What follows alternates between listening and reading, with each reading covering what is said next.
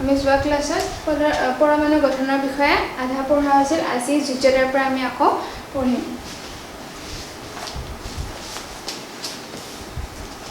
যোজ্যতা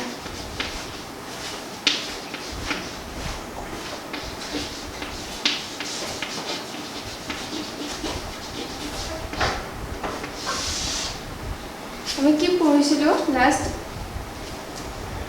Thomson, ৰাদাৰফৰ্ড আৰু বৰৰ আৰু বুৰিৰ পৰমাণুৰ যিটো মডেল আছে তেওঁলোকৰ পৰমাণুৰ মডেল আৰু পৰমাণুৰ মতবাদৰ ওপৰত পঢ়িছিলোঁ। আৰু গোটেইকেইটাৰ ভিতৰত মানে গোটেইবিলাকৰ পৰা অলপ অলপকৈ ডাটা লৈ কিনে লাষ্টত বৰ আৰু বুৰিয়ে যিটো পৰমাণুৰ ওপৰত মানে মতবাদ দিছিল সেইটো গ্ৰহণযোগ্য হিচাপে কোৱা হৈছিলে। এতিয়া যোজ্যতা কি আমি পাইছিলোঁ যে কি আছিল নিউক্লিয়াছত কি থাকে প্ৰটন নিউট্ৰন। মই সৰুকৈ লিখিছোঁ প্ৰটন নিউট্ৰন। পি মানে প্ৰটন, এন মানে নিউট্ৰন। তাৰপিছত কি হ'ল চেল কক্ষপথ আহিল কে n equal to 1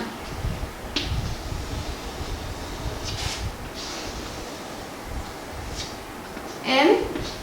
equal to 2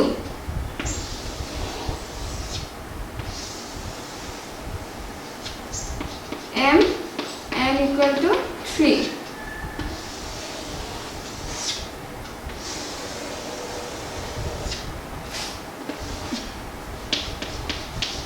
n equal to 4 কিমান পাইছিলোঁ ইয়াতে কিমান ইলেক্ট্ৰন থাকিব লাগিব দুটা কে চেলত দুটা আৰু মই দেখা নিদিওঁ কাৰণ আমাৰ ফৰ্মুলাটো কিমান আছিল 2n²। ইয়াতে বহাই যাবা n equal to 1 n equal to 2 n equal to 3 n equal to 4 মই আগৰ ভিডিঅ'টো দিছোঁ। আগৰ ভিডিঅ'টোত কে ৰ ভেলু 2 মানে ভেলু নহয় সৰি কে কেইটা ইলেক্ট্ৰন থাকিব কে চেলত দুটা ইলেক্ট্ৰন এলত 8 এমত 18 আৰু এনত 32 এইখিনি কথা বৰ আৰু বুঢ়ীয়ে কৈছিল। এতিয়া আমাক লাগে যোজ্যতা কি। যোজ্যতা হৈছে কোনো এটা মৌলৰ বাহিৰতম কক্ষত যেইটা ইলেক্ট্ৰন থাকে বহিৰতম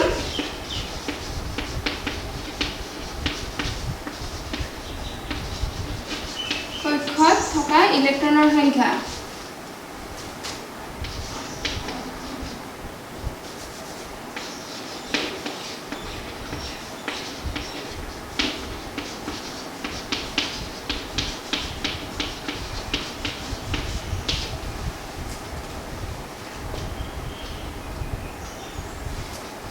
ইলেক্ট্ৰনৰ সংখ্যা 2n² বেলেগ 2n² ফৰ্মুলা আছিল ইয়াতে বহিৰতম কক্ষত থকা ইলেক্ট্ৰনৰ সংখ্যা এইবিলাক কক্ষ এই কক্ষত এটা মৌল ধৰি লওক Na হাইড্ৰজেন আৰু বহুত আছে সেইবিলাক মৌলৰ বহিৰতম কক্ষত যেইটা ইলেক্ট্ৰন থাকিব সেইটোৱে হৈছে যোজ্যতা। যোজ্যতা কিহৰ কাৰণে ইম্পৰ্টেণ্ট যোজ্যতাৰ দ্বাৰা আমি যেতিয়া যোজ্যতাটো যোজন ক্ষমতাটো আমি ওলাব পাৰোঁ। যোজ্যতা কি যোজন ক্ষমতা তাৰ যোগান ধৰিব পৰা ক্ষমতাৰ নিচিনা। গতিকে তাৰ দ্বাৰা কি হয় ৰাসায়নিক বান্ধনীবিলাকৰ গঠন হয়। ৰাসায়নিক বান্ধনী গঠন হ'লে কি হয় আমি গম পাওঁ এটা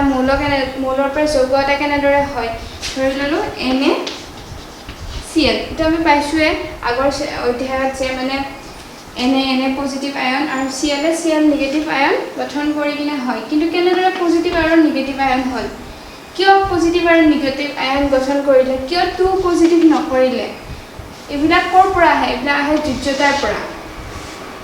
আমি ইয়াতে যে এডাল পজিটিভ আছে কিয় আহিলে সেইটো আমি ক'ৰ পৰা গম পাম যোজ্যতাৰ আগত আৰু এটা বস্তু মই শিকাই থৈ দিওঁ এইটো যোজ্যতা বহিৰতম কক্ষত থকা ইলেক্ট্ৰনৰ সংখ্যা আৰু এটা বস্তু মই শিকাওঁ অক্টেট ৰোল অষ্টম নীতি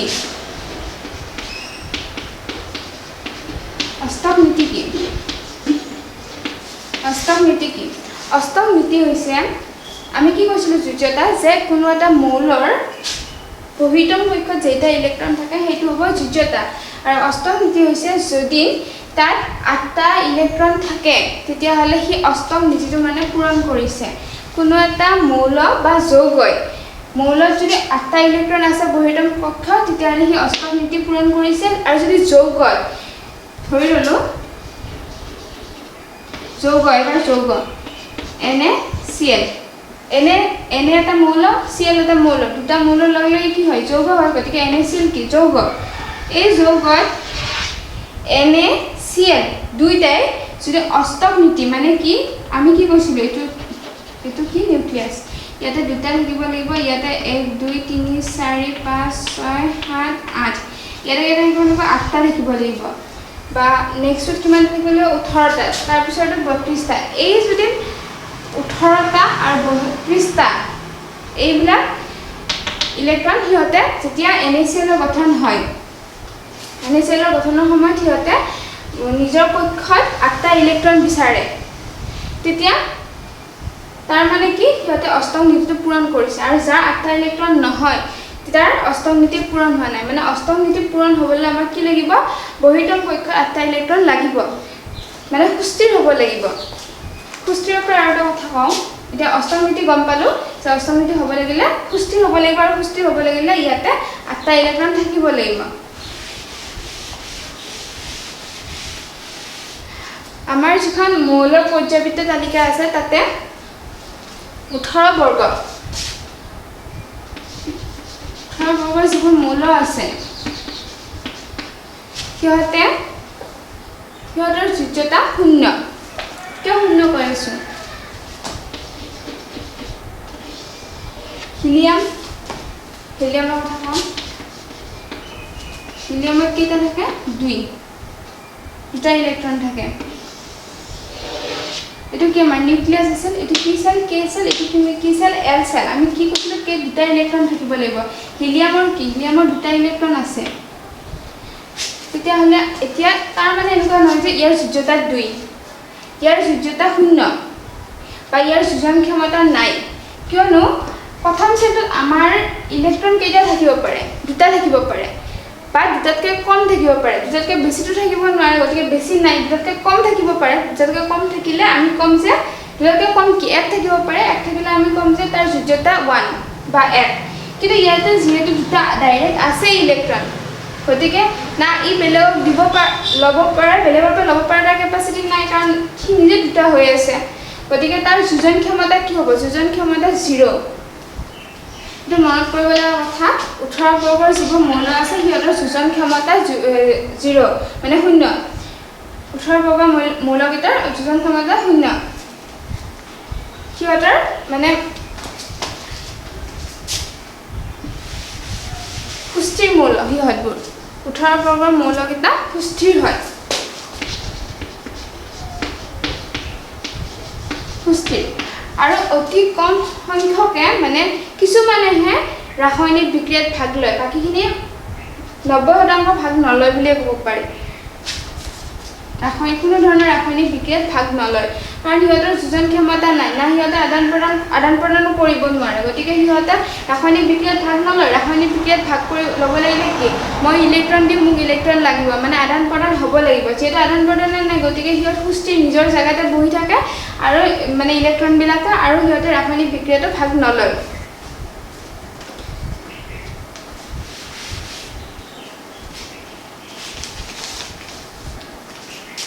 এতিয়া যোগ্যতা কেনেকৈ ওলাই 18 বৰ্গৰ ক্ষেত্ৰত আমি গম পালো 18 বৰ্গৰ যি মৌল দিলেও আমাৰ যোগ্যতা 0 হ'ব বাকিবিলাকৰ ওলাও এতিয়া যেনে হাইড্ৰজেনৰ কিমান 1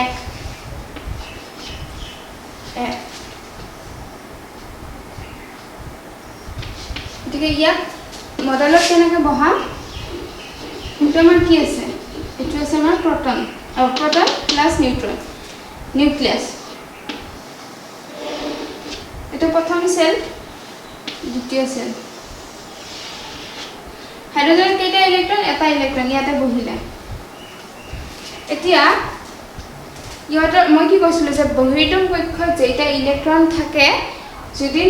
এইকেইটা পূৰণ হৈ নাথাকে অষ্টক পূৰণ হৈ নাথাকে তেতিয়া হলে সিহঁতৰ যোগ্যতা কিমান হ'ব যিমান বহিৰ্তম কক্ষত আছে মানে ইয়াৰ কিমান আছে 1 আছে এতিয়া আৰু এটা কথা অষ্টক পূৰণ হ'ব লাগিলে প্ৰথম কক্ষত কেইটা ইলেক্ট্ৰন লাগিব দুটা ইলেক্ট্ৰন লাগিব অষ্টক পূৰণ হ'ব লাগিলে প্ৰথম কক্ষত দুটা ইলেক্ট্ৰন দ্বিতীয় কক্ষত 8টা ইলেক্ট্ৰন লাগিব গতিকে যদি প্ৰথম কক্ষত দুটা ইলেক্ট্ৰন লাগে ইয়াতে কেইটা আছে এটা আছে মানে আমাৰ আৰু কেইটা লাগিব এটা ইলেক্ট্ৰন লাগিব গতিকে ইয়াৰ হেনেকে চালেও হয় যোজ্যতা আৰু তেনেকে চালে কিমান হ'ব হাইড্ৰজেনৰ যোজ্যতা 1 এটা নেক্সট আৰু এটা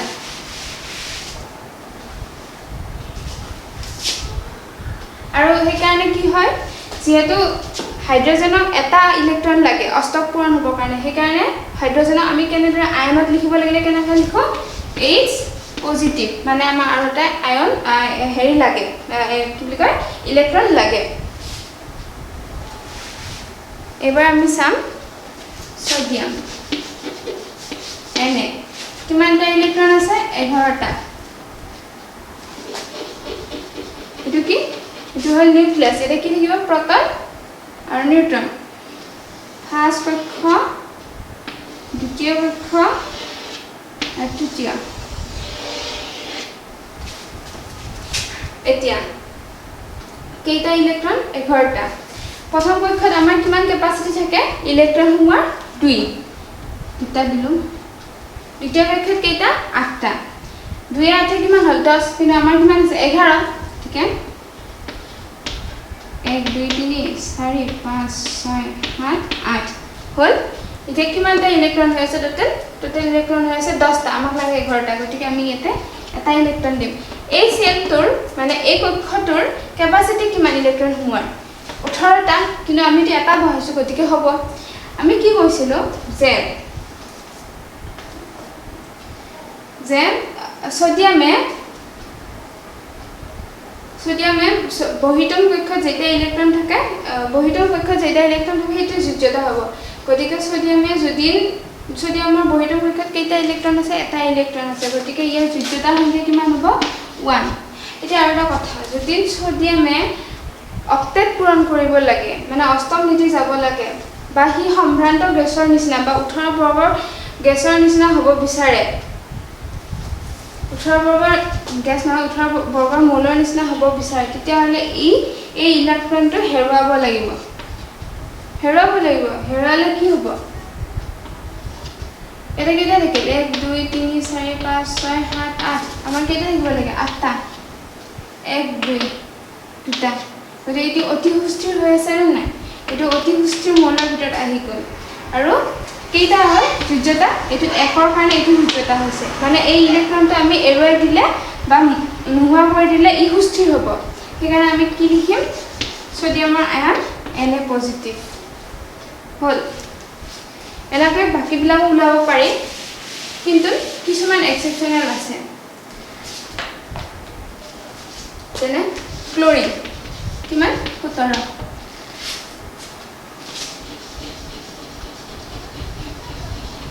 proton plus neutron আগৰ নিচিনাকৈ K cell L cell M cell K cellত ইলেক্ট্ৰন হাইয়েষ্ট কেইটা হ'ব পাৰে দুটা সোমালো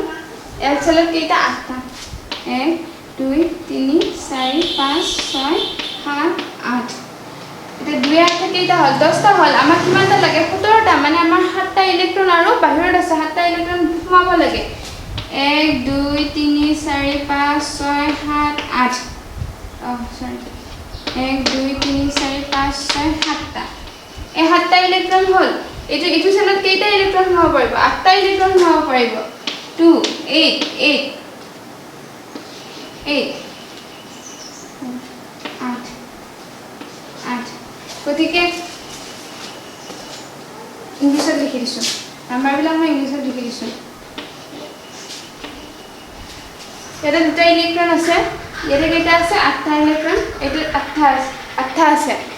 1 2 3 4 5 6 7 8 9 10 2 8 10টা 1 2 3 4 5 6 7 7টা 2 8 10 10 হাতে 17টা হৈ আছে মানে আমাৰ এটো কিমানটা আছে ইলেক্ট্ৰন 7টা আছে ইয়াতে হাইয়েষ্ট কেইটা পাৰিম আমি সোমাব 8টা পাৰিম হয়নে নহয় 2 8 10 10 18টা মানে আমি 2 8 10 10 8 18টা এটো সেলত কেইটা ইলেক্ট্ৰন হ'ব পাৰিম 8টা গতিকে এতিয়া কথাটো হল ইয়াতে কেইটা আছে 7টা আমি 7টা সোমালো আমি কি কৈছিলো যে 8তকৈ কম হলে হ'ব মানে 18তকৈ কম হলে হ'ব 18তকৈ কম হয় না নহয় হয় গতিকে আমাৰ কথা নাই এটো 7টা ইলেক্ট্ৰন হল এতিয়া যদি আমি আয়নত যাও গতিকে এতিয়া সৰি যুজ্যতাত যাও যুজ্যতা এতিয়া মই কৈছিলো যে বহিতম কক্ষত যেটা ইলেক্ট্ৰন থাকে হেতুৱে যুজ্যতা হ'ব তো গতিকে ক্লোৰিনৰ যুজ্যতা কিমান হ'ব লাগে 1 2 3 4 5 6 7 7 হ'ব লাগে কিন্তু ক্লোৰিনৰ যুজ্যতা 7 নহয় কি হ'ব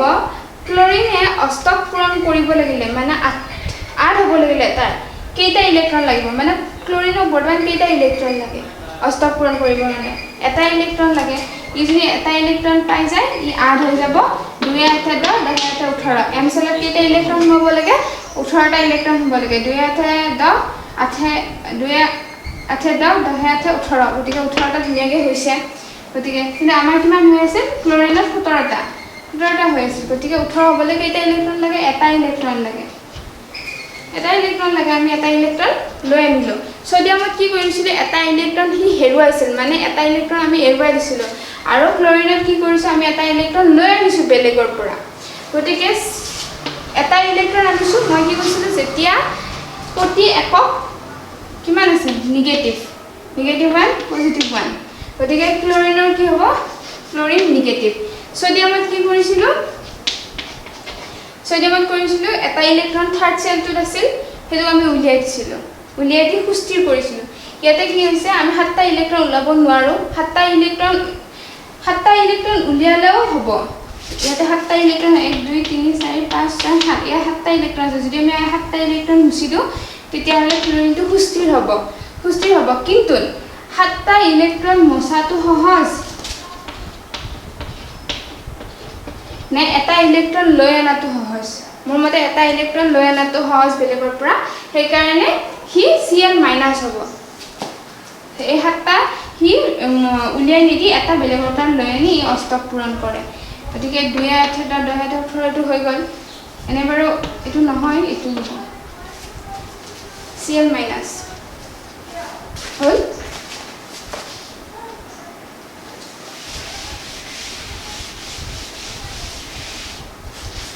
আৰু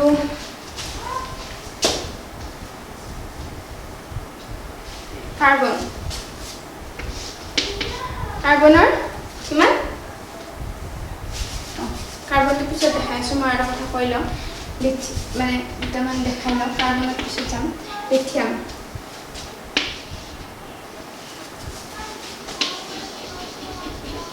এটোকে নিউক্লিয়াছ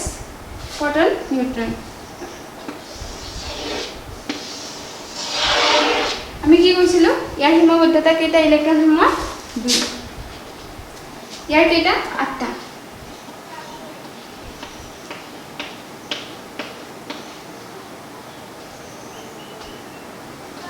দুই আঠে কিমান 10 হৈ আছে 2 8 10 কিন্তু ইয়াতে কেইটা আছে 3টা আছে গতিকে আমাৰ ইমান ইলেক্ট্ৰন নালাগে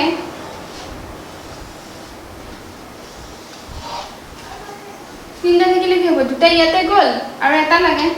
2 8 3 হল 3 হৈ আছে এতিয়া মই কৈছিলো যে যুজ্যতা কি বহিতম সেলত বহিতম কক্ষত যিমানটা ইলেক্ট্ৰন থাকে হেতু যুজ্যতা তো লিথিয়ামৰ বহিতম কক্ষত কেইটা ইলেক্ট্ৰন আছে এটা হেনেকৈ চাব পাৰিম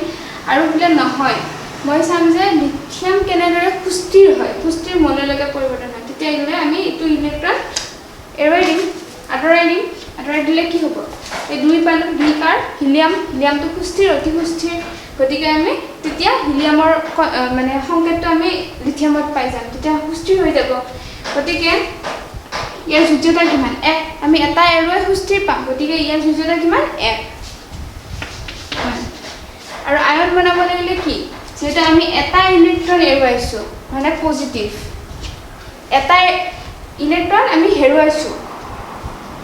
হেৰুৱালে কি হ'ব পজিটিভ হ'ব কেইটা হেৰুৱাইছো এটা হেৰুৱাইছো গতিকে লিথিয়াম পজিটিভ হল হাইড্ৰোজেন হিলিয়াম দেখাইছো হাইড্ৰোজেন দেখালো হিলিয়াম দেখালো লিথিয়াম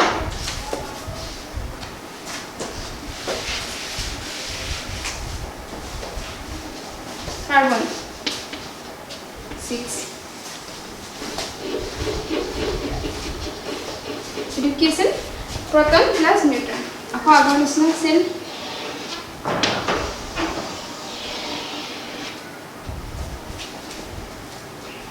কি হ'ব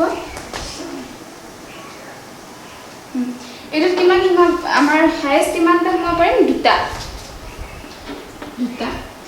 আৰ দুটা ছয়টা আছে ইলেক্ট্ৰন ছয়টা আমি দুটা ভৰালো কেইটা বাকি থাকিল চাৰিটা আমি এটা আনসাৰ ভৰাব পাৰিম 3 4 কিয় আমাৰ সীমা কিমান আছে 8টা আৰু দুটা মিলি কিমান হ'ব লাগিব 10টা এই এটা 8টা ইলেক্ট্ৰন নাই 8তকৈ কম আছে প্লাস 2 4 6টা ইলেক্ট্ৰন হৈ আছে মানে 10তকৈ কম হৈ আছে হল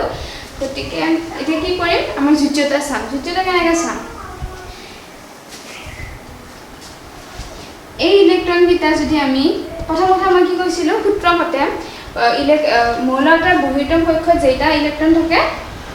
সেইটো তাৰ যোজ্যতা মানে 1 2 3 4 চাৰিটা আছে কাৰ্বনৰ যোজ্যতা আমি দেখা দেখি গম পাইছো 4 আৰু কিলে নহয় মই এনেকৈ চাব পাৰো ই কেতিয়া অতি সুস্থিৰ মৌললৈকে যাব যদি আমি এই চাৰিটা ৰিমুভ কৰি দিওঁ মানে নোহোৱা কৰি দিওঁ আঁতৰাই দিলে কি হ'ব এটা দুটা ইলেক্ট্ৰন থাকিল হল ই সুস্থিৰ হল আৰু বলে নহয় আমি চাৰিটাটো আনিবও পাৰো ইলেক্ট্ৰনৰ পৰা কাৰণ এইটো সেলত কেইটা থাকিব লাগে 8টা আমাৰ 4টা আছে আৰু আমি বেলেগ 4টা লৈও নিব পাৰিম আৰু আমি হেৰুৱাব পাৰিম গতিকে 4টা আনিলেও 4টা আনিবও পাৰিম আৰু হেৰুৱাবও পাৰিম আৰু বহিৰ্তম কক্ষত কেইটা আছে ইলেক্ট্ৰন 4টা গতিকে ইয়াৰ যোজ্যতা কিমান হ'ব 4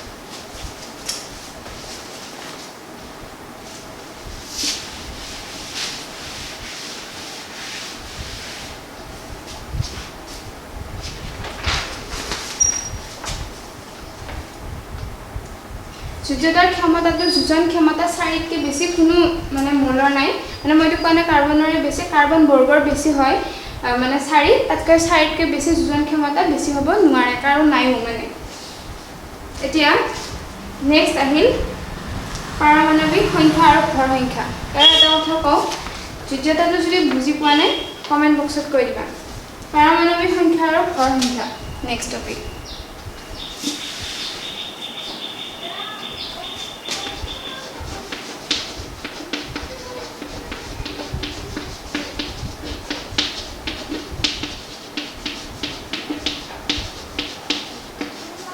পাৰমাণৱিক সংখ্যা আৰু প্ৰথমতে পাৰমাণৱিক সংখ্যাটো শিকাই লওঁ পাৰমাণৱিক সংখ্যা কি পৰমাণু এটাৰ নিউক্লিয়াছত কি থাকে আমি গম পাইছো প্ৰটন আৰু নিউট্ৰন থাকে আমি অকমান টাইমৰ কাৰণে নিউট্ৰনটোক নেগলেক্ট কৰোঁ বাৰু কাৰণ নিউট্ৰনৰ আধান কি শূন্য সেইকাৰণে কোনে এনে কথাটো কৈছো নিউট্ৰনটোক আমি নেগলেক্ট কৰোঁ তো পৰমাণু এটাৰ ভিতৰত যিমানটা প্ৰটন থাকে সেইটোৱে হৈছে পাৰমাণৱিক সংখ্যা মানে প্ৰটনৰ সংখ্যাটোকে কি কয় পাৰমাণৱিক সংখ্যা এতিয়া কিমানটা প্ৰটন আছে কেনেকৈ আছে আমি কেনেকৈ গম পাম কৈছো পাৰমাণৱিক সংখ্যা কেনেদৰে কি সংকেতেৰে বুজোৱা হয় z সংকেতেৰে বুজোৱা হয় যদি হাইড্ৰজেনত কেইটা ইলেক্ট্ৰন আছে এটা আমাৰ প্ৰটনো এটাই আছে প্ৰটনো এটাই আছে গতিকে z কিমান হ'ব হাইড্ৰজেনৰ 1 হল আকৌ কাৰ্বনৰ 6টা ইলেক্ট্ৰন প্ৰটনৰ সমান গতিকে কাৰ্বনৰ এটো মই কি কৈছিলো এটো নাম্বাৰ অফ প্ৰটনৰ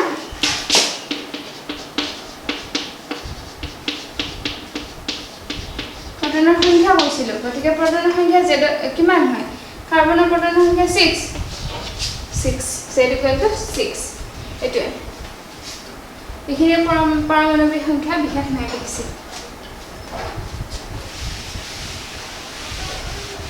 এতিয়া নেক্সট শিকিম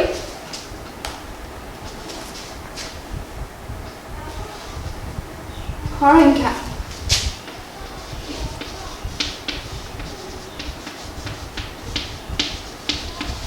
কি ভৰ সংখ্যা মই কৈছিলোৱে প্ৰথমতে যে পৰমাণু এটাৰ ভৰ ক'ত সন্নিৱিষ্ট হৈ থাকে তাৰ নিউক্লিয়াছত ৰাদাৰফৰ্ডৰ মতবাদৰ দ্বাৰা আমি গম পাইছিলো যে পৰমাণু এটাৰ ভৰ এই নিউক্লিয়াছটোত জড়িত হৈ সন্নিৱিষ্ট হৈ থাকে পাৰমাণৱিক সংখ্যা আমি পালো এতিয়া ভৰ সংখ্যা কেনেদৰে বুজোৱা হয় সংকেত এ এৰে বুজোৱা হয় পাৰমাণৱিক সংখ্যাক z আৰু ভৰ সংখ্যাক এৰে বুজোৱা হয় এতিয়া ভৰ সংখ্যা বুলিলে কি কৈছিল ৰাদাৰফৰ্ডৰ মতে আমি কি পাইছিলো যে পৰমাণু এটাৰ ভৰ ক'ত থাকে নিউক্লিয়াছত থাকে নিউক্লিয়াছত কি থাকে এতিয়া নিউক্লিয়াছত কি থাকে প্ৰটন প্লাছ নিউট্ৰন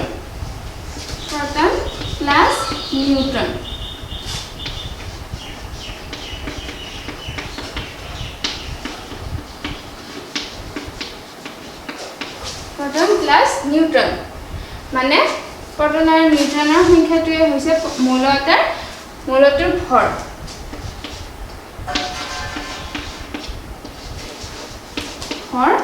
সংখ্যা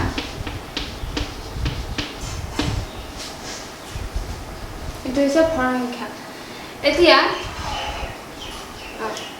এখিনি আছে ভৰ সংখ্যা আৰু পাৰমাণৱিক সংখ্যাক জেডেৰে বুজায় ভৰ সংখ্যা এৰে বুজায় পাৰমাণৱিক সংখ্যা বুলি ক'লে অকল প্ৰটনৰ সংখ্যাটো হ'লে হয় আৰু ভৰ সংখ্যাত আমাক নিউট্ৰনৰ সংখ্যাও লাগিব প্ৰটনৰ সংখ্যাও লাগিব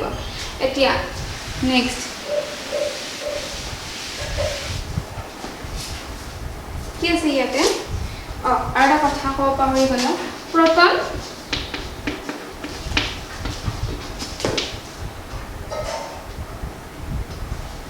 আৰু নিউট্ৰন একেলগে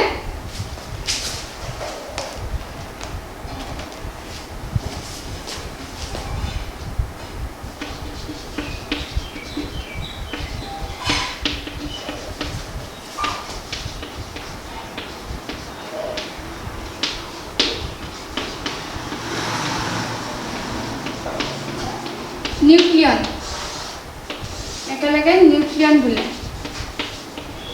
মানে আমি এনেকৈ ক'ব পাৰোঁ নিউক্লিয়াছত নিউট্ৰিয়ন আছে মানে প্ৰটন আৰু নিউট্ৰন একেলগে আছে তাৰমানে কি নিউক্লিয়ন আছে নে নিউক্লিয়াছত নিউক্লিয়ন আছে এনেকৈ ক'ব পাৰোঁ হ'ল এইটো এটা ইম্পৰ্টেণ্ট কথা এতিয়া চাবা আমি ভৰ সংখ্যা পালোঁ পাৰমাণৱিক সংখ্যা পালোঁ নিউক্লিয়ন কাক বোলে এইটো বেলেগ কথা বাৰু জানি থোৱা এতিয়া ভৰ সংখ্যা আৰু পাৰমাণৱিক সংখ্যা ক'ত ব্যৱহাৰ হয় মৌল এটা যেতিয়া মানে লিখা হয় মানে কেনেকৈ লিখা হয় মৌলৰ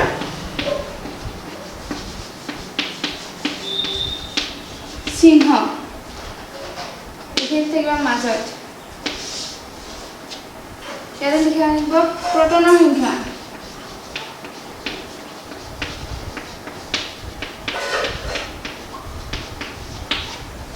আৰু ইয়াতে থাকিব ভৰ সংখ্যা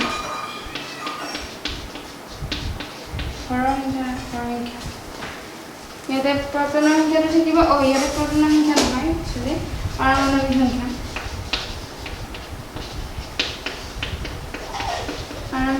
সংখ্যা প্লাছ ভৰ সংখ্যা পাৰমাণৱিক সংখ্যা মানে আকৌ আমি কি ক'ব পাৰোঁ প্ৰটনৰ সংখ্যা আৰু ভৰ সংখ্যা মানে কি ভৰটো মুঠ প্ৰটন প্লাছ নিউট্ৰন এতিয়া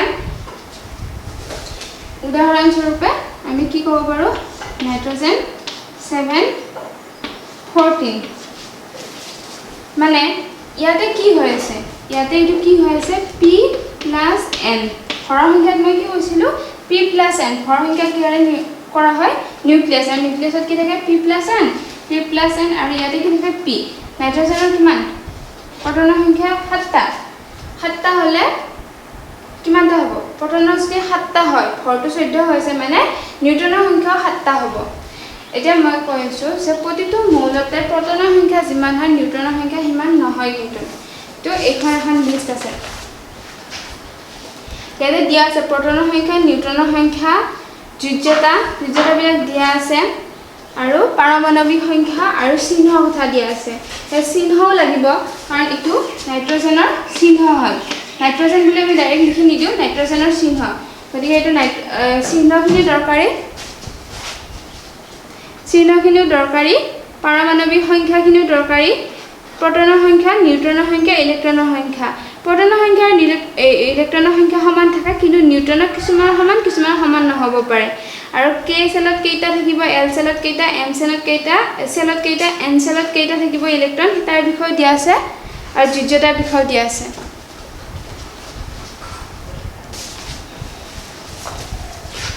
নেক্সট আমি পঢ়িম এইটো গম পালোঁ আৰু বাকীবিলাকৰো এনেদৰে ওলাব লাগিব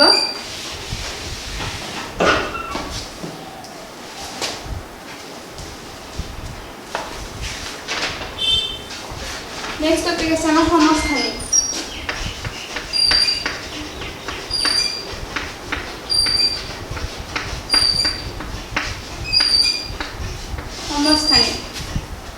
সমস্থানিক কি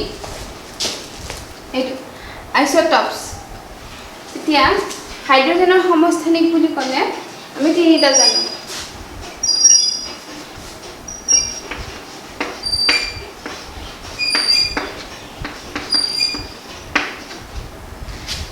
এতিয়া হাইড্ৰোজেনৰ প্ৰটনৰ সংখ্যা কিমান হয় 1 1 1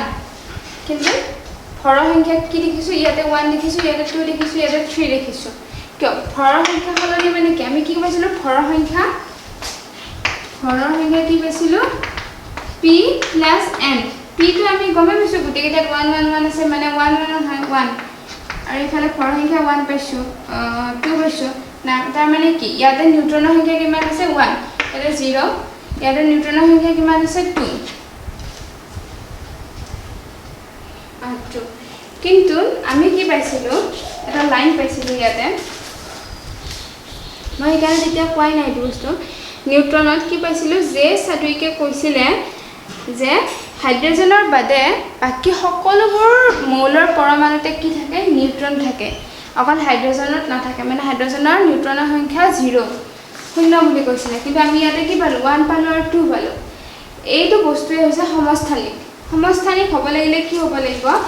একে মৌলৰ পৰমাণুৰ প্ৰটনৰ সংখ্যা মানে পাৰমাণৱিক সংখ্যাবোৰ একে কিন্তু ভৰ সংখ্যাবোৰ বেলেগ বেলেগ হলে মানে একে মৌলৰ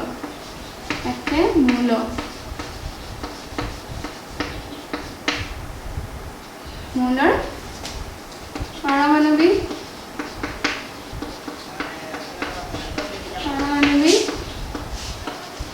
সংখ্যা একে কেৱল ভৰ সংখ্যা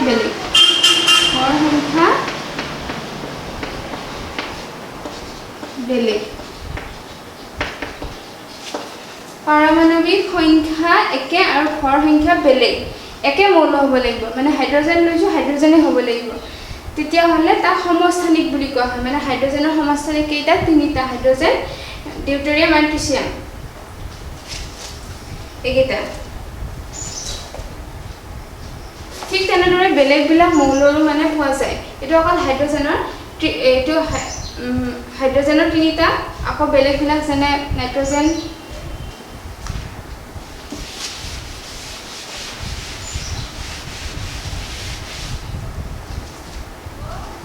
নাইট্ৰজেনৰ ক্ষেত্ৰতো আমি পাম তেনেকুৱা ধৰণৰ ব্ৰমিনৰ ক্ষেত্ৰতো পাম আৰু কেলছিয়ামৰ ক্ষেত্ৰতো পাম বহুতৰ ক্ষেত্ৰত পাম এটা কথাটো হ'ল কি আমি কি জানিব লাগে সমস্থানিকত এটা বস্তু জানিব লাগিব পাৰমাণৱিক সংখ্যা মানে প্ৰটনৰ সংখ্যা ইয়াৰ সেম থাকিব এনে প্ৰটনৰ সংখ্যা সেমে হ'ব লাগিব এটা মৌলৰ প্ৰটনৰ সংখ্যা বেলেগ বেলেগ থাকিব নোৱাৰে কিন্তু ভৰৰ সংখ্যাটো বেলেগ মানে তাহাতত কি পৰিৱৰ্তন আহে নিউট্ৰনৰ ক্ষেত্ৰত পৰিৱৰ্তন আহে ভৌতিক ধৰ্মৰ পৰিৱৰ্তন আহে কিন্তু ৰাসায়নিক ধৰ্মবিলাক সিহঁতৰ একে থাকিব মানে ইটো হাইড্ৰোজেনৰ ৰাসায়নিক ধৰ্ম একে ইটোৰো একে কিন্তু ক'ত পৰিৱৰ্তন সিহঁতৰ ভৌতিক ধৰ্মৰ পৰিৱৰ্তন এটোৰ নাম হৈছে প্ৰোটিয়াম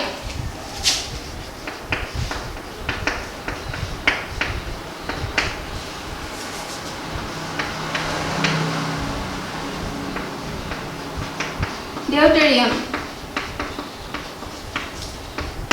আৰু ট্ৰিটিয়াম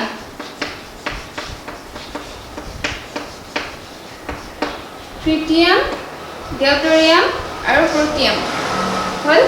যদি পৰীক্ষাত আহে হাইড্ৰোজেনৰ সমস্থানিক কি হাইড্ৰোজেনৰ সমস্থানিক তিনিটা প্ৰোটিয়াম deuterium আৰু ট্ৰিটিয়াম আৰু সমস্থানিকত পৰিৱৰ্তনটো ক'ত হয় ভৰ সংখ্যাত হয় মানে নিউট্ৰনত হয় নিউট্ৰনৰ সংখ্যাটো সমস্থানিকত নিউট্ৰনৰ সংখ্যা বেলেগ বেলেগ থাকে আৰু মৌল হ'ব লাগিব একেটা সিহঁতৰ ৰাসায়নিক ধৰ্ম মানে এই তিনিটা হাইড্ৰোজেনৰ ৰাসায়নিক ধৰ্ম একে কিন্তু ভৌতিক ধৰ্ম সালসলনি হ'ব পাৰে মানে হয় এইখিনি আছে সমস্থানিকৰ কথা এটা ইম্পৰ্টেণ্ট কথা আছে সমস্থানিকটো কি আছে ইয়াতে আমাক দিছে সেকেন্ড উদাহৰণ যে ক্লোৰিনৰ কথা দিছে আৰু এটা কথা দিছে যে বহুতো মৌল সমস্থানিকৰ এটা মিশ্ৰণ মানে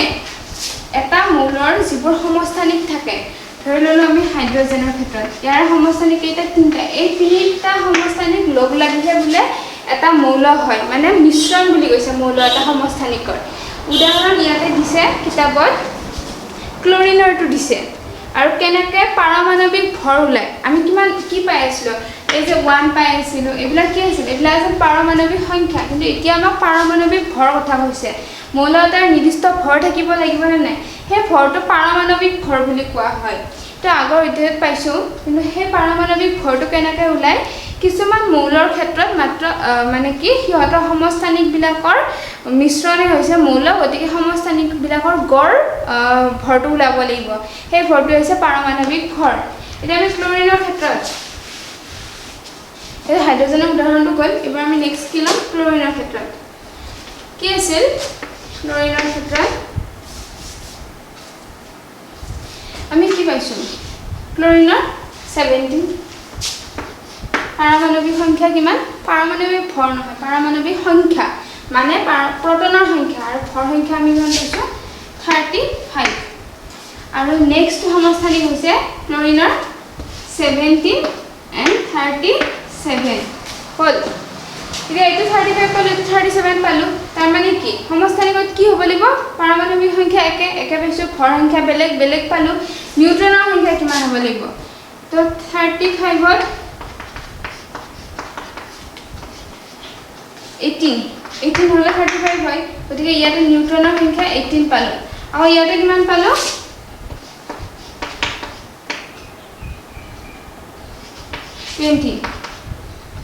20 হলে কিমান হ'ব 37 ইয়াতে পালো কিমান 20 মই কি কৈছিলো যে সমস্থানিক বিলাকত নিউট্ৰনৰ সংখ্যা বেলেগ বেলেগ হয় ইয়াতে 20 আৰু ইয়াতে 18 গতিকে মানে ডিফাৰেন্সটো ক'ত আহিছে ইয়াতে নিউট্ৰনত আহিছে নিউট্ৰনৰ সংখ্যাত মানে আলটিমেটলি চেঞ্জটো কৰি যে ভৰ সংখ্যাতে প্ৰটন প্লাস নিউট্ৰন থাকে নিউট্ৰনৰ সংখ্যাতে সলনি হৈ গৈছে মানে কি আমি ভৰ সংখ্যাতে সলনি পাইছো বাকি এই দুটা সেম থাকে পাৰমাণৱিক সংখ্যা হ'ল এতিয়া ইয়াতে কিতাপত দিছে যে এইটোৰ দ্বাৰা বোলে ইহঁতটা লগ লাগিয়ে ক্লোৰিন মৌলটো হৈছে গতিকে এই মৌলটোৰ পাৰমাণৱিক ভৰ বোলে ইহঁতৰ পৰা ওলাব পাৰি কেনেকৈ ওলাব পাৰি পাৰমাণৱিক ভৰ ওলোৱাৰ এটা তথ্য দিছে ইয়াতে আমাক কি দিছে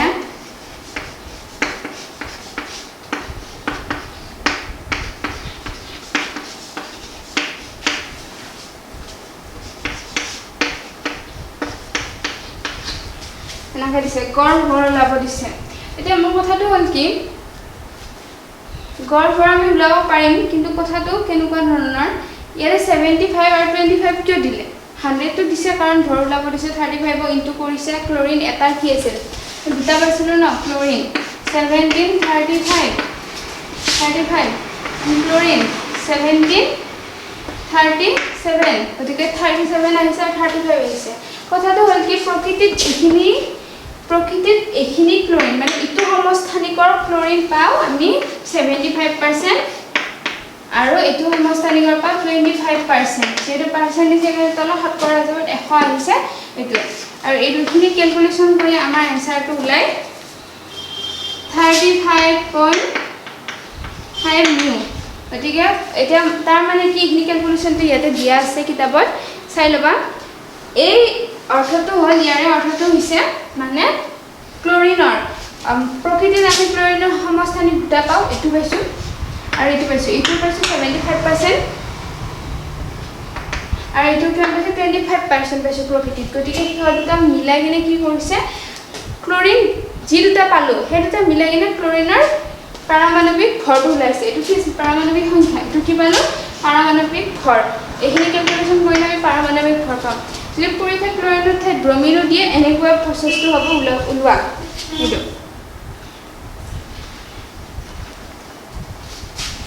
এটো হ'ল সমস্থানিক ইয়াতে হে কিন্তু ইয়াতে সমস্থানিকৰ প্ৰয়োগৰ কথাও আছে প্ৰয়োগ সমস্থানিক বিলাকৰ প্ৰয়োগ বিলাকো থাকে কিয়নো সিহঁতৰ পাৰমাণৱিক যেটো সংখ্যাটো একে মানে ৰাসায়নিক ধৰ্মটো একে ভৌতিক ধৰ্মটো বেলেগ যেহেতু ৰাসায়নিক ধৰ্মটো একে গতিকে আমি ৰসায়নত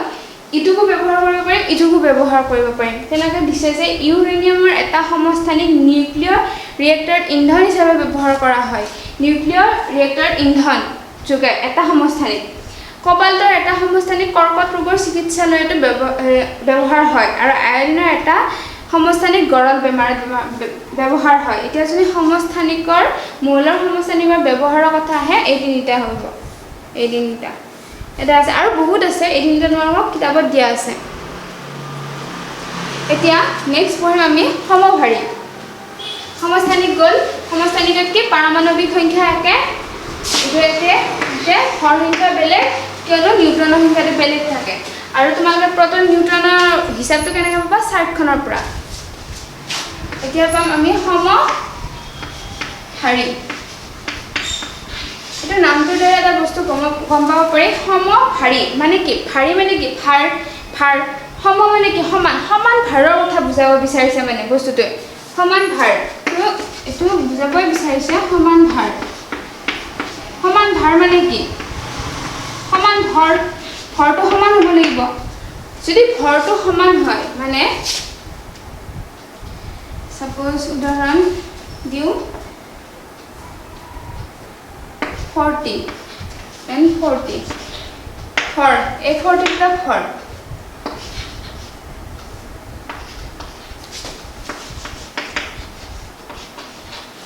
হল এতিয়া ইম্পৰ্টেন্ট কথাটো হ'ল কি ভৰ সংখ্যা কি যোগ হৈ থাকে প্ৰটন প্লাছ নিউট্ৰন আমি কি পাইছিলোঁ আগতে এই দুটা সেম পাইছিলোঁ এই দুটা সেম হ'ব লাগিলে কি হ'ব লাগিব মৌলটো একে হ'ব লাগিব কাৰণ পাৰমাণৱিক সংখ্যা এটা মৌলৰ বেলেগ বেলেগ হ'ব নোৱাৰে এটা মৌলৰ এটাই পাৰমাণৱিক সংখ্যা থাকিব পাৰে ভৰ সংখ্যা বেলেগ হ'ব পাৰে কিয়নো নিউট্ৰনৰ সংখ্যা সমস্থানিকত বেলেগ বেলেগ থাকে কিন্তু সমভাৰীত কি হ'ব নিউট্ৰনৰ সংখ্যাটো সেম থাকিব প্ৰটনৰ সংখ্যাটো বেলেগ হ'ব এতিয়া 40 আছে আৰু 40 আছে p + n আমি 40 বুলি ধৰি কিমান দি আছে প্ৰটনৰ সংখ্যা এটো কি কৈছিল পাৰমাণৱিক মানে কি প্ৰটন গতিকে আমি কি কৰো 20 গতিকে n হ'ব 20 n হ'ব 20 আকৌ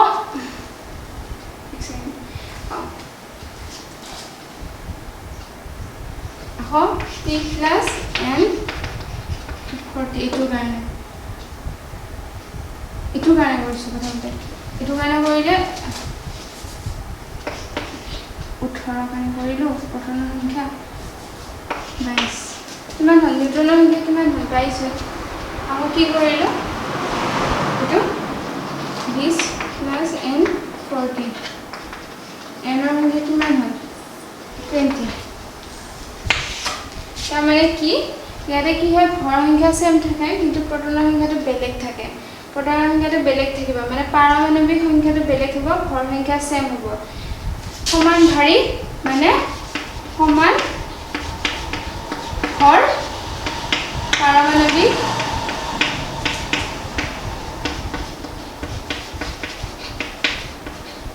সংখ্যা বেলেগ যদি পাৰমাণৱিক সংখ্যা বেলেগ হয় মৌলটো কি হ'ব বেলেগ মৌল বেলেগ হল এইখিনিয়া কথা সমান ভৰ পাৰমাণৱিক সংখ্যা বেলেগ মৌল বেলেগ এইটো উদাহৰণ দিছোঁ কেলছিয়াম আৰু আৰ্গনৰ কিমান পাৰমাণৱিক সংখ্যা 18 কেলছিয়ামৰ 20 গতিকে ভৰ সংখ্যা 40 ইয়াৰ ভৰ সংখ্যা 40 মানে ইয়াৰ দুটা সমভাৰী হয় এটা ভাৰটো সমান আছে দুটাৰে প্ৰটনৰ সংখ্যা বেলেগ নিউট্ৰনৰ সংখ্যা বেলেগ কিন্তু ভাৰটো কি সমান দেখাইছে গতিকে আমি তাক সমভাৰীত দেখিম মৌল বেলেগ বুলি কৈছোঁ এইটো বেলেগ মৌল এইটো বেলেগ মৌল আগত কি আছে সমস্থানিক এইটো সেম এইটো ক্লোৰিন আছিল এইটো ক্লোৰিন আছিল হল এইখিনি আছে কিতাপত এতিয়া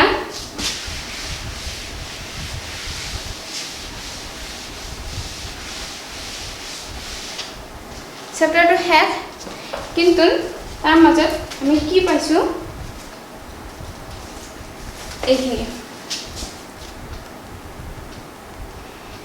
এইখিনি ইম্পৰ্টেণ্ট কি ইয়াতে কি দিয়া আছে যে থমছনৰ কথা দিয়া আছে তেখেতৰ 1856 চনত জন্ম হৈছিলে আৰু তেখেত কোন হয় ৰসায়নবিদ নে পদাৰ্থবিদ তেখেত আছিল ব্ৰিটিছ পদাৰ্থবিদ ৰসায়নবিদ নহয় পদাৰ্থবিদ আৰু তেখেতে ইলেক্ট্ৰনৰ আৱিষ্কাৰ কৰিছিল এতিয়া যদি কোনোবাই সুধে ইলেক্ট্ৰনৰ আৱিষ্কাৰ কোনে কৰিছিল তেতিয়া হলে জে থমসন ইলেক্ট্ৰনৰ ওপৰত মতবাদ বহুতেই দিছিল পখুধা ককনাট ডেল্টনেও দিছিল কিন্তু আৱিষ্কাৰ আৰু ইলেক্ট্ৰনৰ যিটো মডেল আৰ্হি বনাইছিল জে থমসনে বনাইছিল আৰু 1906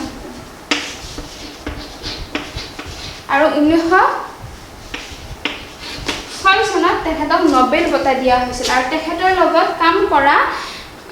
বাকি 7 জনেও মানে হেৰি পাইছিল নোবেল পাইছিলে তেখেতৰ লগত কাম কৰা আৰু তেখেতে কেম্ব্ৰিজ বিশ্ববিদ্যালয়ত 35 বছৰ ধৰি মানে পদাৰ্থ ওপৰত ইলেক্ট্ৰনৰ ওপৰত মানে চিন্তা চৰ্চা চলাইছিল জেডনৰ পিছত জে থমসনে এইখিনিয়ে আৰু কি আছিল ৰাদাৰফৰ্ড নেক্সট আমি কি পাইছিলো ৰাদাৰফৰ্ড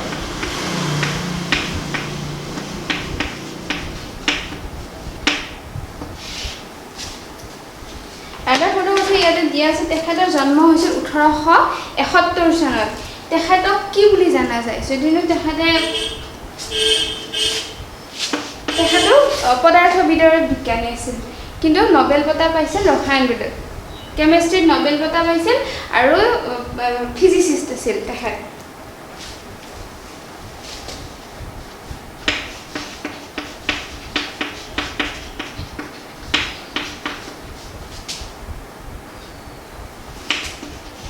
নিউক্লিয়াছৰ ওপৰত তেখেতে চিন্তা চৰ্চা কৰিছিল জে থমসনে কিহৰ ওপৰত কৰিছিল ইলেক্ট্ৰনৰ ওপৰত এখেতে কৰিছিল নিউক্লিয়াছৰ ওপৰত সেইকাৰণে নিউক্লিয় পদাৰ্থ বিজ্ঞানৰ পিতৃ বুলিও কোৱা হয় ৰাদাৰফৰ্ডক কি কোৱা হয় নিউক্লিয় পদাৰ্থ বিজ্ঞানৰ পিতৃ তৃতীয়তে আছে আমাৰ তাত বৰ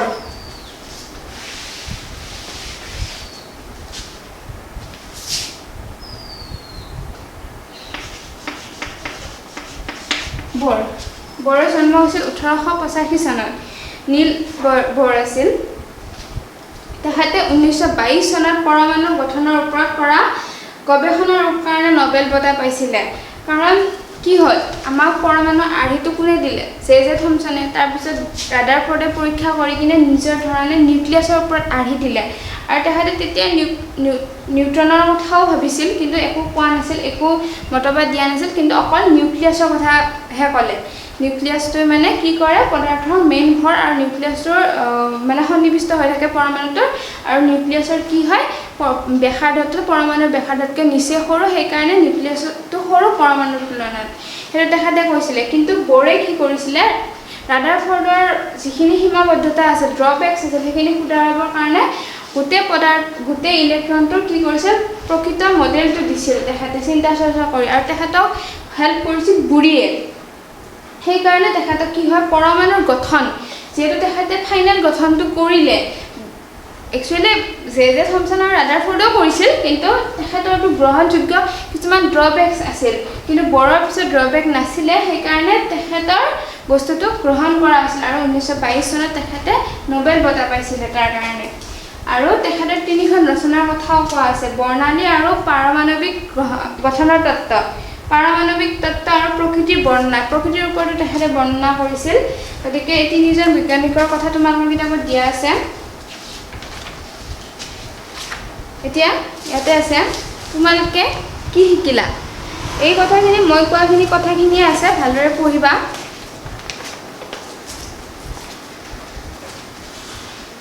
এতিয়া আৰু ইয়াতে প্ৰশ্ন আছে অনুশীলনীত প্ৰথম প্ৰশ্নটো আছে ইলেক্ট্ৰন প্ৰটন আৰু নিউট্ৰনৰ ধৰ্মসমূহ তুলনা কৰা মই কৈছোঁ ইলেক্ট্ৰনবিলাক কি হয় পজিটিভ হয় ইলেক্ট্ৰনবিলাক নিগেটিভ হয় ভুল হৈছে ইলেক্ট্ৰনবিলাক নিগেটিভ প্ৰটন পজিটিভ আৰু নিউট্ৰন কি নিউট্ৰন আধান শূন্য কিন্তু প্ৰটন আৰু ইলেক্ট্ৰনৰ আধান সমান হয় বিপৰীতধৰ্মী কিন্তু সমান আৰু প্ৰটনৰ ভৰ নিউট্ৰনতকৈ 2000 গুণ অধিক আৰু ইলেক্ট্ৰনতকৈ 2000 গুণ অধিক আৰু নিউট্ৰন আৰু প্ৰটনৰ ভৰ সমান জে থমসনৰ পৰমাণু আৰ্হিৰ সীমাবদ্ধতা কি গম পাইছোঁ তেখেতে কি কৰিছিল গোটেই এটা ধনাত্মক গোলক আৰ্হিত বনাইছিল আৰু ইলেক্ট্ৰন দিছিল প্ৰটন আৰু নিউট্ৰনৰ কথা উল্লেখ কৰা নাছিলে গতিকে সেইবোৰ সীমাবদ্ধতা ৰাদাৰফৰ্ডত কি হ'ল ৰাদাৰফৰ্ডে যেনিবা চব ঠিক ঠাক আছিলে কিন্তু তেখেতে কি কৈছিল ইলেক্ট্ৰনবোৰ বৃত্তাকাৰ কক্ষপথত ঘূৰে বৃত্তাকাৰ কক্ষপথত ঘূৰিলে কি হ'ব বেলেগ কণাৰ ত্বৰণ ঘটিব তাৰ পিছত ইলেক্ট্ৰনৰ শক্তিৰ আদান প্ৰদান হ'ব ইলেক্ট্ৰনৰ শক্তি হেৰুৱালে সি নিউক্লিয়াছত গুচি যাব বলে আমাৰ পদাৰ্থ এটা কেনেদৰে হ'ব যদি ইলেক্ট্ৰনবিলাক সুস্থিৰে নাথাকে হেনেকুৱা আছিল 3 নম্বৰ প্ৰশ্নটো দিছে যে 3 নম্বৰটো ক'লো বৰৰ 4 নম্বৰটো দিছে বৰৰ পৰমাণু আৰ্হিটো বৰ্ণনা কৰা বৰৰ পৰমাণু আৰ্হিটো ক'লোৱে বৰে কি কৰিছিল বুৰিৰ লগত লগ লাগি 2n² 2n² কক্ষপথত কেইটা ইলেক্ট্ৰন থাকিব বুলি কৈছিল আৰু বৰে নিজাকৈ কি কৈছিল যে ইলেক্ট্ৰন এটা নিৰ্দিষ্ট কক্ষপথত থাকে আৰু সেই ইলেক্ট্ৰনবোৰে যেতিয়া কক্ষপথত থাকে হিয়ত মানে ঘূৰি থাকে তেতিয়া হিয়তে কোনো ধৰণৰ শক্তি বিকিৰণ কৰিব নোৱাৰে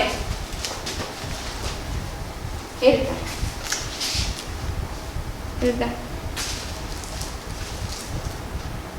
তাৰপিছত এনেদৰে 6 নম্বৰটো আছে প্ৰথম 18টা মৌলৰ কাৰণে বিভিন্ন চেলত ইলেক্ট্ৰন বৰ্তনৰ নিয়মবোৰ মই কৈছোৱে হেক্স চেলত কেইটা থাকিব প্ৰথম চেলত কেইটা থাকিব কে চেলত দুটা তাৰপিছত 8টা তাৰপিছত 18টা হ'ব লাগিব মানে হেতুটো 8টাই থাকিব কিন্তু কি হ'ব লাগিব সৰ্বমুঠ 18টা ইলেক্ট্ৰন হ'ব লাগিব গোটেইটা যোগ কৰি কিনে তেনেকৈ মই যেটো কৈছো কে এল এম এন মানে বৰ আৰু বুৰিৰ যেটো ধাৰণা হেতু কৰিব লাগিব হেতু দেখাই দিব লাগিব 7 নম্বৰটো আছে সিলিকন আৰু অক্সিজেনৰ উদাহৰণ হিচাপে লৈ যুজ্যতাৰ মানে সংজ্ঞা দেখুৱা আমি কৰিছোৱে যুজ্যতা কেনেদৰে বুজায় অষ্টক মানে লাষ্টৰ ইলেক্ট্ৰনৰ কক্ষপথত যেটা ইলেক্ট্ৰন থাকে অক্সিজেনৰ ক্ষেত্ৰত কি হয় 8 ইলেক্ট্ৰন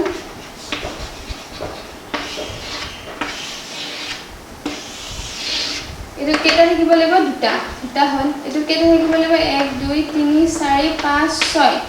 ছয়টা হল 1 2 3 4 5 6 7 8 আঠটা হল এটো কেটা হাইয়েস্ট থাকিব পাৰে আঠটা আমাৰ ছয়টা আছে গতিকে কথা নাই এতিয়া কথাটো হল কি ই কেতিয়া পাব যুজ্যতা ইয়াৰ যুজ্যতা কিমান হ'ব লাষ্টৰ সেলত কিমানটা আছে মানে ইয়াৰ শেষৰ সেল এটো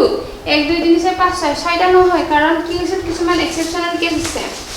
যেনে ই যুজ্যতা কি হয় যে ই গোটেইটা ইলেক্ট্ৰন হেৰুৱালে কি পাব সুস্থিৰ হ'ব হিলিয়ামৰ সংকেতটো পাব সুস্থিৰ হ'ব আকৌ ছয়টা আছে আঠটা হ'ব লাগে ইয়াতে আকৌ দুটা হি গ্ৰহণ কৰিলে বেলেগৰ পৰা দুটা লৈ আনিলেও হি যুজ্যতা পাব সৰি অষ্টক পাব গতিকে হি অষ্টক পাবলৈকে দুটা ইলেক্ট্ৰন আনাটো সহজ হ'ব নে ছয়টা ইলেক্ট্ৰন হেৰুৱাটো সম্ভৱ দুটা ইলেক্ট্ৰন আনাটো সম্ভৱ গতিকে তাৰ যুজ্যতা কিমান 2 আৰু আয়নটো কেনেকুৱা হয় O2 নিগেটিভ কাৰণ দুটা ইলেক্ট্ৰন আমি কি বেলেগৰ পৰা ধাৰ কৰি আনিম গতিকে কি হ'ব O2 নিগেটিভ আৰু সিলিকনৰটো হেনেকে দেখালে হ'ল তাৰপিছত 8 নম্বৰটো দিছে উদাহৰণৰ সৈতে ব্যাখ্যা কৰা পাৰমাণবিক সংখ্যা ভৰ সংখ্যা সমস্থানিক আৰু সমভাৰী পাৰমাণবিক সংখ্যা কি প্ৰটনৰ সংখ্যা ভৰ সংখ্যা কি প্ৰটন প্লাস নিউট্ৰনৰ সংখ্যা সমস্থানিক কি এটা মৌলৰ একেবিধ মৌল হ'ব লাগিব পাৰমাণবিক সংখ্যা একে ভৰ সংখ্যা বেলেগ বেলেগ আৰু সমভাৰীত কি সমান ভাৰী আমি দেখিছো সমভাৰী মানে সমান ভাৰী হলে পাৰমাণবিক সংখ্যা বেলেগ বেলেগ হ'ব এটা উল্টা পুল্টা নকৰিবা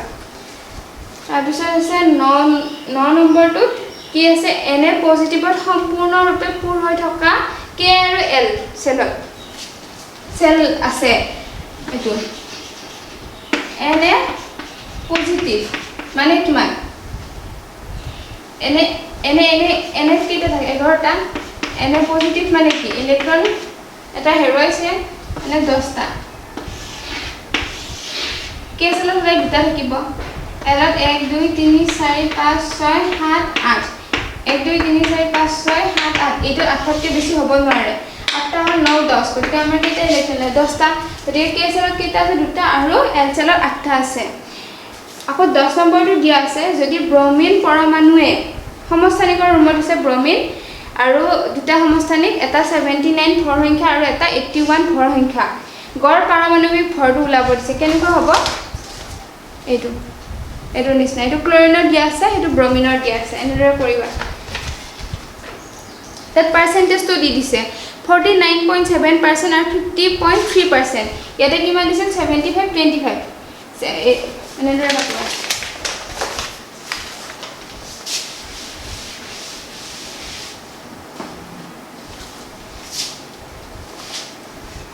ব্ৰমিনৰ কিমান কি আছে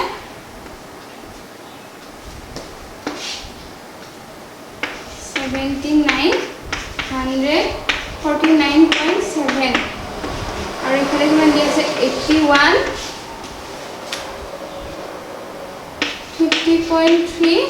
আৰু এটো কিমান আছে এনেকে এটো ক্যালকুলেশন কৰিবা হল তাৰপিছত বাকি এনেকে দিয়া আছে 11 12 13 14 টো শুদ্ধ অশুদ্ধ 15 টো দিয়া আছে ৰাদাৰফৰ্ডৰ এখিনি পাৰিবা এখিনি সহজে হয় গড় ওলাব দিছে এটা মৌলৰ এক্সৰ নমুনা পাৰমাণবিক ভৰ দিয়া আছে সমস্থানিক দিয়া আছে শতকৰা কি হ'ব এই এনেকুৱা ধৰণে ওলাব লাগিব তুমি কেৱল মৌলটো কি দিছে x দিছে x দিলে কি হ'ব এটা মই 11 নম্বৰটো কৈছো x দিলে x হিচাপতে ওলাব দিছে পৰিমাণটো ওলাব দিছে যে শতকৰা পৰিমাণ এনেকৈ বহাই দিলে হৈ গ'ল 12 টো আছে যদি z = 3 হয় z কি আছে আমাৰ পাৰমাণবিক সংখ্যা তা মৌলটোৰ যোগ্যতা কিমান z পাৰমাণবিক সংখ্যা হলে প্ৰটনৰ সংখ্যা 3টা হলে কি হ'ব আমাৰ লিথিয়াম হলে আমাৰ কি যোগ্যতা সুধিছে লিথিয়ামৰ আমি কেনেদৰে বহুৱাম ইয়াতে দুটা আৰু ইয়াতে তিনিটা এটা ৰেয়াকে 3 ইয়াতে কেইটা ইলেক্ট্ৰন হেৰুৱালে ই অক্টেট পাব মানে হেৰি পাব সুস্থিৰ হ'ব এটা নহলে কেইটা আছে লাষ্ট কক্ষপথৰ ইলেক্ট্ৰন কেইটা আছে এটা গতিকে ইয়াৰ কিমান হ'ব যোগ্যতা 1 আকৌ 13 নম্বৰটো দিয়া আছে যদি দুটা পৰমাণু x y নিউক্লিয়াছৰ নিযুক্তি দিয়া আছে প্ৰটনৰ 6 দুটা পৰমাণু x তলত দিয়া আছে তাৰপিছত ভৰ সংখ্যা ওলাব দিছে x আৰু y ৰ মাজত হেৰি ওলাব দিছে মানে x দিয়া আছে প্ৰটন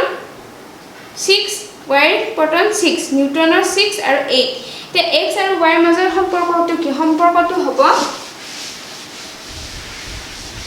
কি দিয়া আছে প্ৰটনৰ সংখ্যা x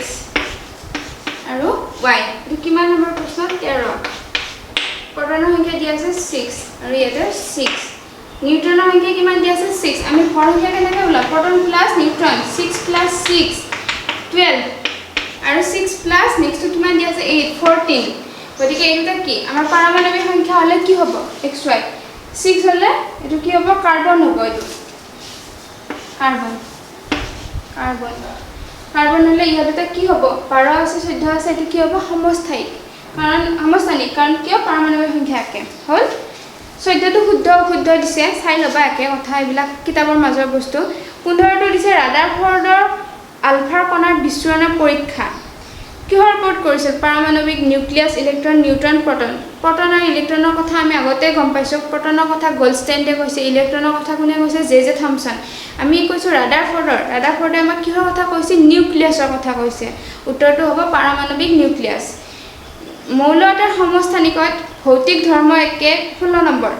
ৰাসায়নিক ধৰ্ম বিভিন্ন নিউট্ৰনৰ সংখ্যা বিভিন্ন পাৰমাণবিক সংখ্যা বিভিন্ন ভৌতিক ধৰ্ম একে হ'বই নোৱাৰে ভৌতিক ধৰ্ম বেলেগ ৰাসায়নিক ধৰ্ম একে হয় বিভিন্ন সংখ্যক নিউট্ৰন হ'ব এটো আছে এটো আমি উদাহৰণ চাব পাৰো ইয়াতে কি পাৰমাণবিক সংখ্যা একে মানে কি নিউট্ৰনৰ প্ৰটনৰ সংখ্যা একে হলে কি হ'ব নিউট্ৰনৰ সংখ্যা বেলেগ সেইকাৰণে হেতৰ ভৰ সংখ্যা বেলেগ গতিকে কি হৈছে সমস্থানিক কৈছে সমস্থানিক হলে কি হ'ব নিউট্ৰনৰ সংখ্যা বেলেগ 17 নম্বৰটো কি দিছে যে Cl ইয়াৰ আয়নৰ যোগ্যতা ইলেক্ট্ৰনৰ সংখ্যা 16 8 17 and 18 এটা কথাটো হল Cl ত কেইটা থাকে 17টা নেগেটিভ আছে মানে কি আমি এটা ইলেক্ট্ৰন লৈছো গতিকে Cl নেগেটিভত কেইটা থাকিব 18টা গতিকে লাষ্ট কি হ'ব এটা 18 এক্সাম দিয়া আছে অপচন ডি ইটো হ'ব তাৰপিছত দিয়া আছে 18 নম্বৰ তলৰ কোনটো সোডিয়ামৰ শুদ্ধ ইলেক্ট্ৰনীয় বিন্যাস সোডিয়ামৰ সংকেত কিমান Na কিমান 11 আমাক সোডিয়ামৰ বিন্যাস দিছে না প্ৰথম সেলটোত কেইটা সোমাব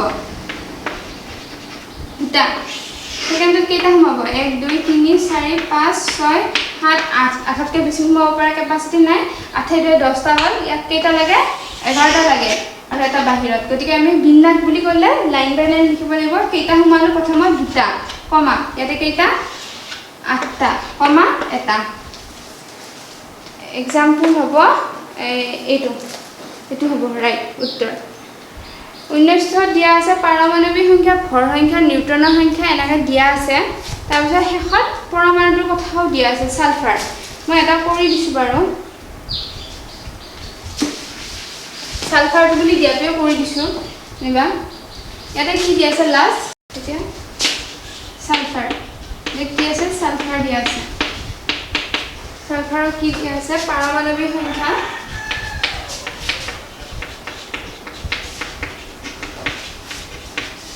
পারমাণবিক সংখ্যা কিমান দিয়া আছে 16 ভর দিয়া আছে 32 আমাক কি ওলাব দিছে নিউটনৰ সংখ্যা ওলাব দিছে প্ৰটনৰ সংখ্যা আৰু ইলেক্ট্ৰনৰ সংখ্যা এতিয়া প্ৰথমতে দিছে আমাৰ নিউটনৰ সংখ্যা n নিউটনক n প্ৰটনক p আৰু ইলেক্ট্ৰনক e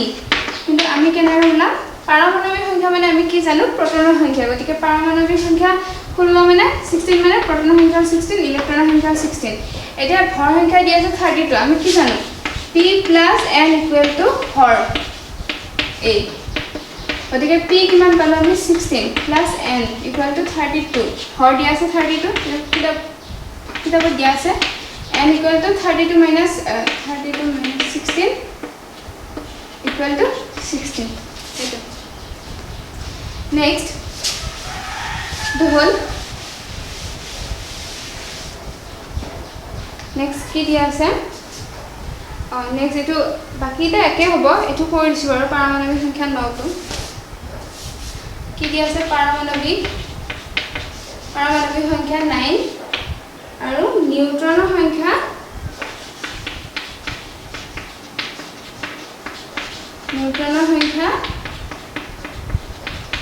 10 দিয়া আছে না